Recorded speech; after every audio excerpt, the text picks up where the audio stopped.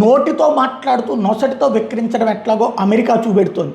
తాజాగా America treasury secretary Besant చేస్తున్న వ్యాఖ్యలు ఏంటంటే ఆయిల్ని ఇరాన్ నుంచి తీసుకోవడం ఇక చైనా వల్ల కాదు అని తేల్చి చెప్తున్నాడు.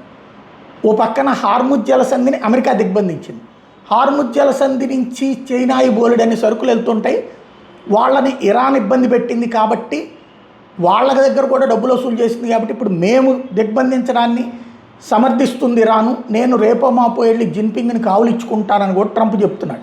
ఇంకో పక్కన బెసెంట్ చెప్పేది ఏంటంటే చైనా ఇరాన్ నుంచి ఆయిల్ తీసుకోవడం కష్టం అన్నట్టు. వాస్తవంగా ఇరాన్ దగ్గర నుంచి ఆయిల్ విపరీతంగా కొంటున్నది చైనా దశాబ్దాలుగా. అమెరికా ఇరాన్ మీద ఆంక్షలు పెట్టినప్పటి నుంచి చైనా ఇరాన్ నుంచి ఆయిల్ కొంటానే ఉంది. భారతదేశం మొదట్లో కొంది, ఆ తర్వాత తగ్గించేసింది, 90% తగ్గించేసింది అమెరికా ఆంక్షల కారణంగా. చైనా మాత్రం కొంటానే ఉంది. మనం బియ్యము రూపాయలు ఇచ్చి కొన్నాం, వాళ్ళు యువాన్లేమి ఇవ్వట్లేదు, వాళ్ళు కూడా ఆహార పదార్థాలు ఇచ్చి కొంటున్నారు. ఇరాన్కి అవి దొరుకుతున్నాయి కాబట్టి వదిలేసింది. ఇప్పుడు అవి కంట్రోల్ చేస్తామంటున్నది అమెరికా. ఈ డబుల్ స్టాండర్డ్ ఏంటో అర్థం కాక తలపట్టుకోవడం ప్రపంచం వంతవుతుంది.